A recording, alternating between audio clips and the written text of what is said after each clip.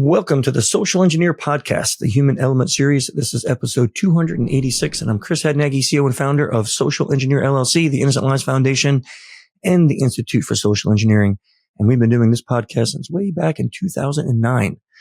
And this is a special episode because it's our end of year episode. So there's no guest here with me, as you can see today.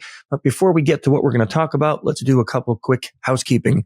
So as the end of the year is approaching, I'm sure you're thinking like everyone else, security, right? There's been a lot of breaches this year, and a lot of them have to do with phishing. That's phone phishing. And if you're a company, a CISO or a CEO or working at a company and you're thinking, what can we possibly do to stay protected against these things? We have a service called the phishing service that we call callback phishing, where we're actually simulating attackers, where we send phishing emails to your employees, and then they get a phone number to call into our call center, and we see if we can get information from them. It's followed up by education, so that way they can be educated on what these attacks are and how to report it properly. If you're interested in finding out more, go to social-engineer.com, and you can check it out there, or just ping us through email, and we'll be more than happy to set up a time to chat with you. And if you like the topic of social engineering, then you really need to be in our Slack channel. The link is down in the show notes, but we have over 1,500 people in there every day talking about all aspects of SE. So join us if you're interested in family-friendly and legal chats about social engineering. I also want to invite everyone to take a minute to go to innocentlivesfoundation.org. The nonprofit there has been around for 7.5 years, and we're over 540 cases now that we've worked in finding and geolocating people who prey on children and create child abuse material. And I'm happy to say that our mission is going strong, but we need your help. ILF is in a time right now where we can use some more donations to keep that mission moving forward. So if you know anybody who really would be invested in that mission, send them over to the website and you can click donate now. Every little bit helps. So we're reaching out and asking if you want to take a moment to go get some information to help you and your families, but also donate a little bit to keep the mission going. And if you like the music on the podcast, it's none other than Clutch, the best rock and roll band on earth. So go and check them out at clutchmerch.com.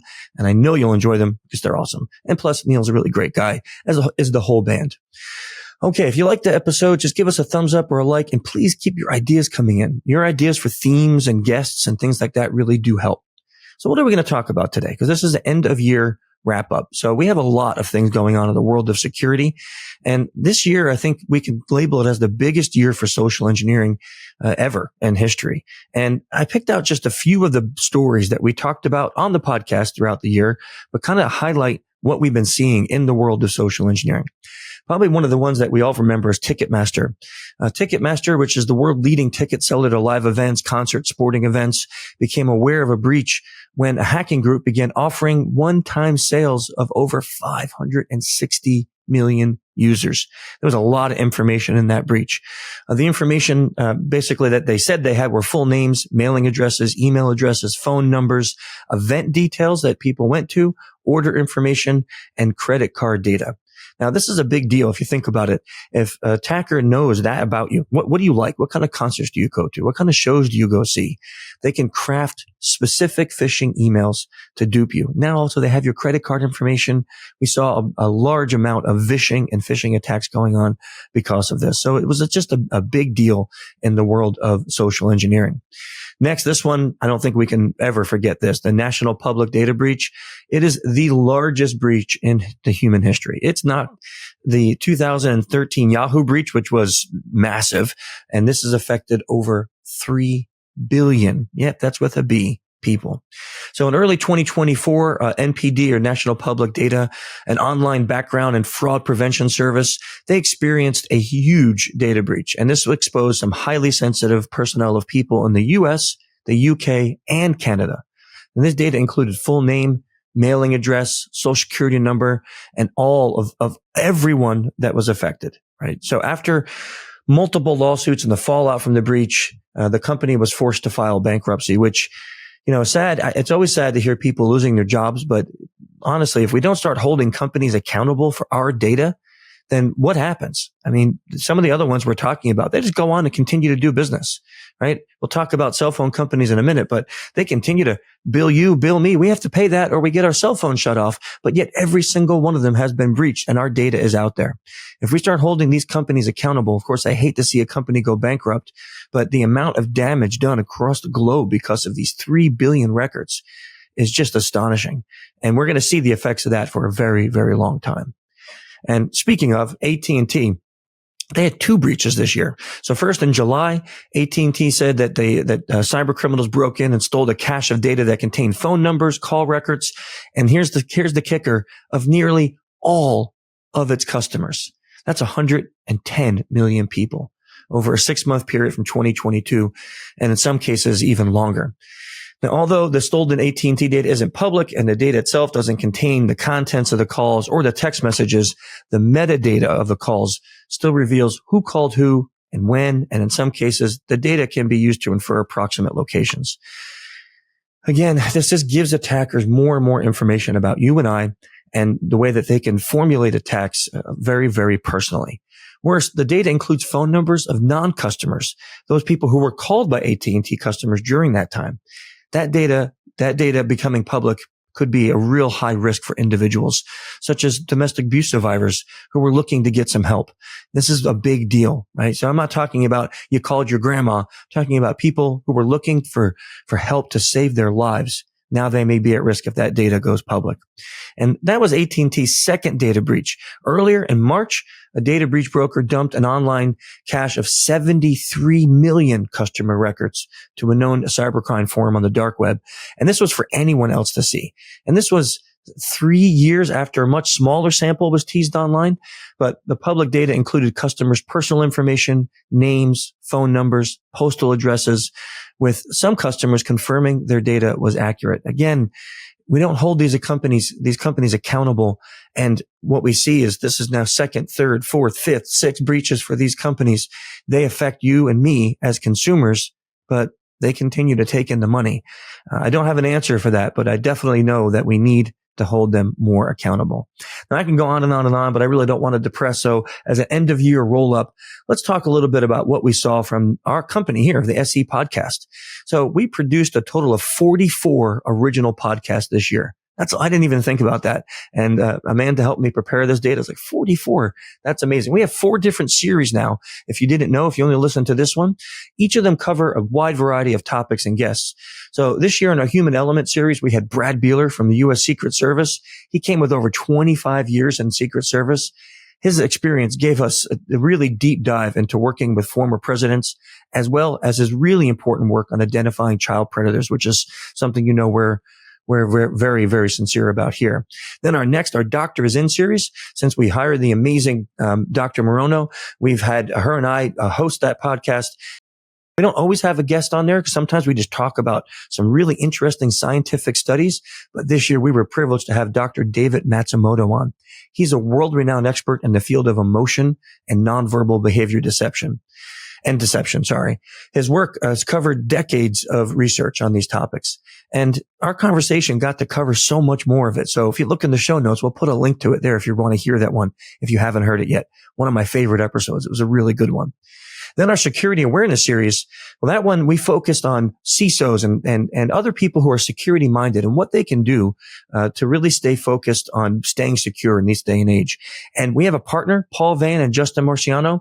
They own an AI company, and we started partnering with them to offer AI services. Well, these professionals, they're pioneering the work in AI, and we can see them all over LinkedIn. Just take a look at their accounts. They really talk to us about how AI is completely changing the cybersecurity landscape and how they're developing new ways to teach corporations how to identify attacks that are AI driven. And they're building some really great educational tools for employees. And like I said before, we're super proud to have them as one of our amazing partners when we do our artificial intelligence and deepfake social engineering audits. They are the ones who help us manage that. We'll put a link to that down in the show notes too.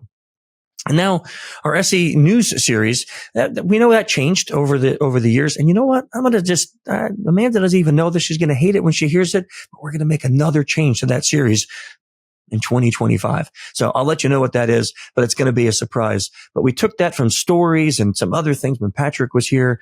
And now we brought in sometimes some guests, but we talk about news. And I got to tell you, that series, we had an amazing woman on, Nadja Fertasi.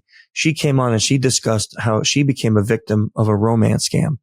You don't normally find people who want to open up and talk about that, because that episode was raw, and it really opened up so many discussions with others who had fallen victim to these same type of scams.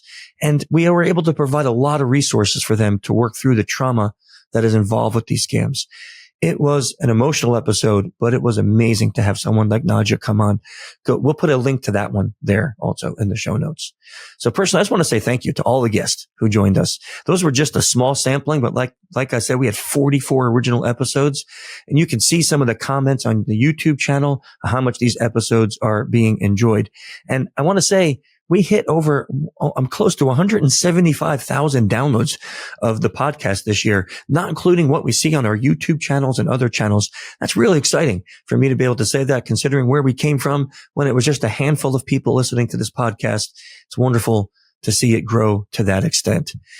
So also this year we had some great highlights as a company. We brought on some amazing new team members. This year we taught 2 classes for dozens of new students. We were able to hold both our foundational application of social engineering class and our practical application of social engineering class. And I got to say, the practical one is a blast. We're actually using live targets to practice vishing and phishing attacks on them as we do our OSINT.